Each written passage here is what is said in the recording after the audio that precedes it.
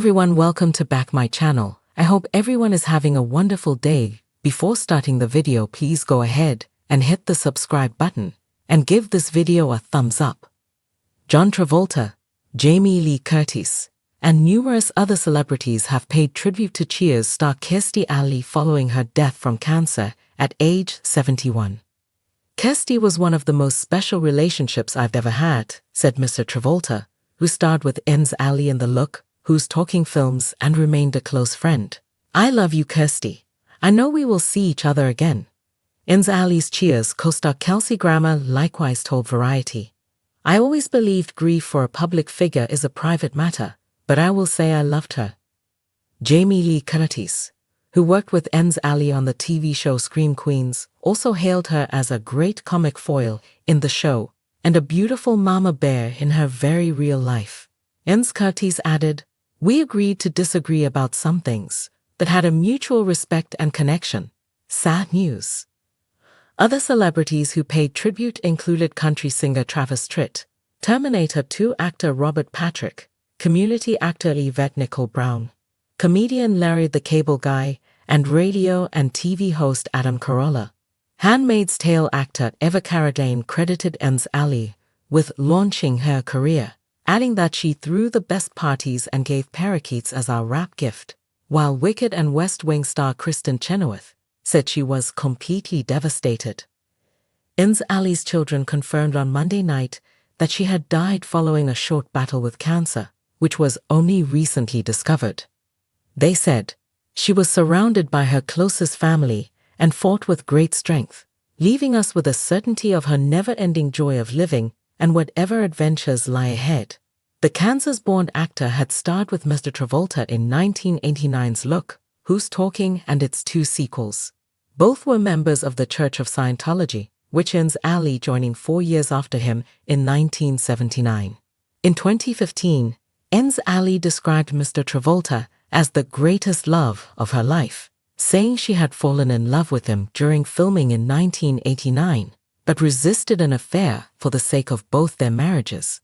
Believe me, it took everything that I had, inside, outside, whatever, to not run off and marry John, and be with John for the rest of my life, she said.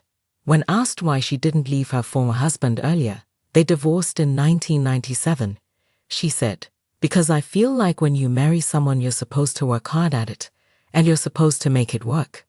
Coronation Street star Johnny Briggs, who played Mike Baldwin on the popular soap, has died age 85 after a long illness, his family said. It is with great sadness that we announce the death of our father, Johnny Briggs, a statement said.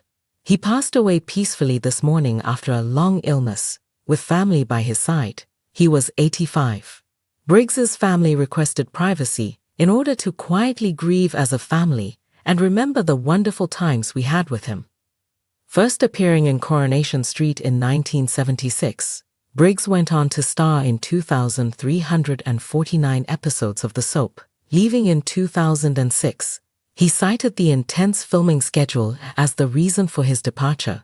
His character, who had been ill with Alzheimer's for several months, was killed off in a moving scene with Ken Barlow, played by William Roach, after escaping from hospital, then suffering a heart attack. The two characters had been embroiled in a feud for years over the affections of Ken's longtime love, Deirdre, the late Anne Kirkbride. The saga was a fan favorite that even had Briggs's co-stars transfixed. It was compulsive viewing. You couldn't help but watch, Beverly Calaf said in a Coronation Street special about Ken Barlow.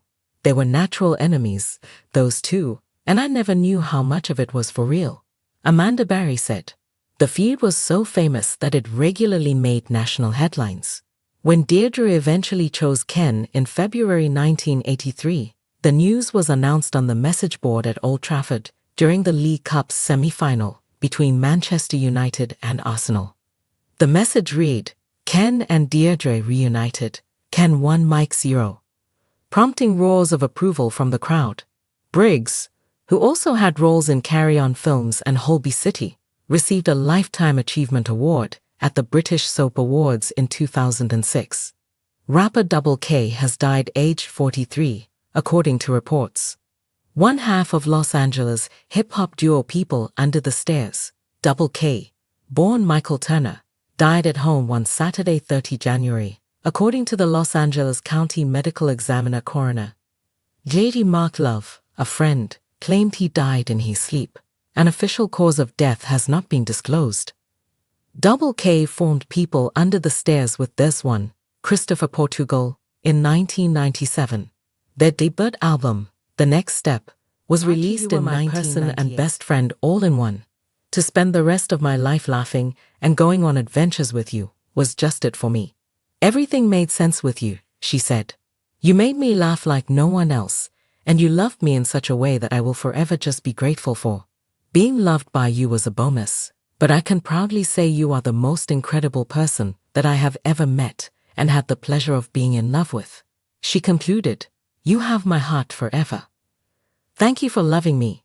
Thank you for making me the luckiest girl in the world. Every day with you was the best day ever, because I finally met my match. I love you. Forever and always, your tiny dancer ex. Lyndhurst said in a statement that he and his wife Lucy are utterly grief-stricken by the news. We respectfully request privacy, he said. Archie also appeared in the sitcom Bad Education, in which he played the young version of Jack Whitehall's lead character. He also played the young version of Whitehall at some of the comedian's stand-up shows. Whitehall paid tribute to Archie on social media. Archie Lyndhurst came into my life nearly 10 years ago, playing the young me in a short film I'd written, Whitehall said. He was brilliant, so talented and funny, an utter joy to work with. I have no doubt he would have had a long and illustrious career, and would have continued lighting up the reports that his wife, Kelly Liho Wright, said, Alexi was the most loving and magnificent husband and father. Our hearts are eternally broken. Fans and fellow entertainment stars are paying tribute to Bobby Ball, who has died aged 76, after testing positive for coronavirus. Born in Oldham in 1944, Ball enjoyed a long career as a comedian, actor, and half of the comedy duo Cannon and Ball. Along with his longtime friend Tommy Cannon, Ball hosted the Cannon and Ball Show on ITV for 9 years from 1979 to 1988. They also starred in the 1982 film, The Boys in Blue, and made guest appearances on The Kenny Everett Show and Shooting Stars. As well as his comedy career, Ball enjoyed regular TV roles in shows such as Last of the Summer Wine, Mount Pleasant, and The Cockfields. In 2005, he appeared on the 5th series of I'm a Celebrity, Get Me Out of Here, during which he was the 6th campmate to leave the jungle. In recent years, he was arguably best known as Frank on the BBC sitcom Not Going Out, which he had played since 2009. He last appeared in the show's 10th series, which aired in 2019. Tommy Cannon led the tributes to Ball, saying he was devastated upon learning of his friend's death. A statement from his manager Fllow said, Bobby had been taken to the hospital for tests as he started with breathing problems. At first, it was thought to be a chest infection, but a test proved positive for COVID-19. His wife Yvonne said the hospital and staff could not have been more wonderful, as they were outstanding in their care of duty, and they did everything possible for him, and she cannot praise them enough. She said that the family and Tommy would like to express their sincere thanks to the many, many people who have been fans of Bobby, and they know that they will all share in part the great loss and total sadness that Yvonne, the family, and Tommy all feel. Yvonne added that their need for privacy at this time has to be a priority. No further announcements or statements will be made. Cannon said, Rock on, my good friend. I can't believe this. I'm devastated. Comedian Jason Manford tweeted, So heartbroken to read about the passing of comedy legend Bobby Ball. Such a hilarious man. The comedy community is a poorer place without him. Shane Ritchie paid an emotional tribute, explaining that he had been a hero who became a friend. 35 years ago, my hero became my friend, Ritchie wrote. You always knew when Bobby was in the room. He could make you laugh and cry with just a look. The biggest heart and warmest smile had filled stages everywhere. I loved you, Bobby Ball, and I always will. Truly, truly one of a kind. Sleep well, Cocker. This morning hosts Philip Schofield and Holly Willoughby both paid tribute to Ball on their show. Schofield said, "He was such a lovely man. A genuinely lovely, sweet, kind man." Willoughby added, "Yes, such a lovely man, and our thoughts are obviously with his friends and family at this time. Sending you all lots of love." Actor Diane Morgan, who starred alongside Ball in The Cockfields, tweeted, "So sad to hear about Bobby Ball. He was such a treat to work with. Never stopped making us all laugh. We'll miss you, Bobby." Loose Women's Sherry Hewson tweeted, "Heartbroken that my gorgeous, funny, talented, generous friend Bobby Ball has gone. He made me laugh more than anyone I know. He will be so missed by millions. He will always be in our hearts. Love you, Bobs, XXXX." Archie Lyndhurst's girlfriend, Nefra Tilakumara, has written an emotional tribute after the actor's death aged 19. The CBBC star, best known for his performance in the popular show So Awkward, as well as for being the son of Only Fools and Horses star Nicholas Lyndhurst, was found dead after a short illness. An inquest into his death is due to be opened next week. It is currently being treated as unexplained but unsuspicious. Tilakumara shared a photo of Archie, who appeared to be taking a photo of her at the same time, and thanked him for making her the happiest girl in the world. "There was once a boy named Archie Lyndhurst, and he made me the happiest girl in the whole wide world," she wrote on Instagram. A boy in a white beanie with his skateboard swaggered through 2 wooden doors with an unimaginable lust for life down the hallway of Sylvia Young Theatre School. "He sat across from me while my head was buried in a script, trying to book a job. He was there for his friend who was really nervous and auditioning too. He was always there for his friends." Tilakumara, who also appeared on So Awkward, said the term boyfriend did not do their relationship justice. "Archie, you were my person and best friend all in one. To spend the rest of my life laughing and going on adventures with you was just it for me. Everything made sense with you," she said. "You made me laugh like no one else, and you loved me in such a way that I will forever continue to release records and tour for 22 years, including with Mac Miller, who brought them out as his opening act in 2011. Their 12th and final album, Sincerely, The P, was released in 2019 before their disbandment. Speaking to the Los Angeles Times that year about their legacy, Double K reflected on how he was surrounded by negativity while he was growing up, the things going on in the streets, the stuff that I thought I wanted to be a part of.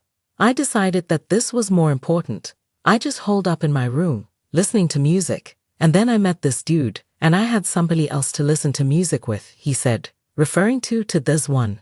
Questlove was among the artists to pay tribute to Double K, writing on Instagram, "Man, we've done so many shows with #Pute. I remember teasing at Blow'em T Vaps, aka Double K first time I met him for wasting that Sade sample on the Slow Bullet interlude on the next step up."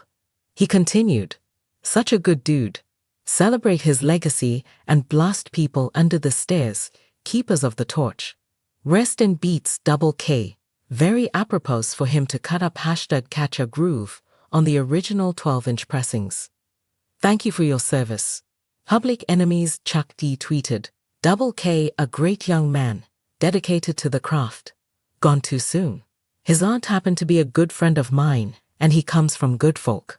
Chuck D receives a shout-out on the 2002 People Under the Stairs track Acid Raindrops. Tanya Roberts' cause of death has been revealed by her publicist shortly after it was confirmed that she had died following a premature announcement. The star of A View to a Kill and That 70s Show died aged 65 at Cedars-Sinai Hospital in Los Angeles, California, on Monday evening, 6 January. Her representative Mike Pingle told Metro that the cause of her death was a urinary tract infection which spread to her kidney, gallbladder, liver, and then bloodstream. Pingle said an online memorial for Roberts would be announced shortly. In lieu of flowers, her family requested donations be given in her name to the ASPCA, American Society for the Prevention of Cruelty to Animals. Roberts' long-term partner Lance O'Brien issued an explanation on Tuesday, 5 January, as to how her death came to be announced prematurely. Speaking to Page 6, O'Brien explained that the miscommunication had occurred after blubbering to Roberts's representative over the phone about an end-of-life visit with her in the hospital. He goes, "What happened?" And I say, "I just said goodbye to Tanya, and I got to see her beautiful eyes one last time. And after that, I'm just blubbering," O'Brien said, insisting that he didn't want to blame her publicist in any way, shape or form. O'Brien said that he truly believed Roberts had died. By that point, doctors had taken her off life support and informed him that there was no chance she would make it. Born Victoria Lee Blum, Roberts had an early career in modeling and television adverts before appearing in the 1975 horror film Forced Entry. Her most famous role was as Stacy Sutton, an American geologist who becomes targeted by villain Max Zorin, Christopher Walken, in Roger Moore's final Bond film, A View to a Kill. She later said she believed there was a curse attached to the Bond girl role, telling the Daily Mail in 2015 that she suggested to her agent, "No one ever works after they get a Bond movie." However, she had success in a number of television performances, including a year as Julie Rogers in the 5th season of ABC's Charlie's Angels, and in the recurring role of Donna's mother, Midge Pinchiotti, on that 70s show. Aleksi Laiho, frontman for Finnish metal band Children of Bodom, has died suddenly aged 41. The musician, ranked consistently as one of the best guitarists in the world, had been suffering from long-term health issues, according to reports. The news was announced in a statement posted on the Twitter account of independent label Napalm Records, from Laiho's supergroup Bodom After Midnight. "It is with heavy hearts and great sadness that we have to announce the passing of Aleksi Laiho. We are absolutely devastated and heartbroken for the sudden loss of our dear friend and band member," the statement said. It was signed by Laiho's bandmates Daniel Freyberg, Mitja Toivonen, and Waltteri Väyrynen. Laiho formed Children of Bodom with Jaska Raatikainen in 1993 and remained in the band until its dissolution in December 2019. Last year, he formed Bodom After Midnight, with whom he recorded 3 songs and a music video, which Brave Words reports will be released posthumously. The guitarist, who received a number of international music awards over his career, was also associated with acts including Woman, the hardcore punk band Kyle Hullet, Village Idiots, and the local band. In 2015, he led a group of 100 guitar players at Helsinki Festival in 2015, in a concert piece he composed himself.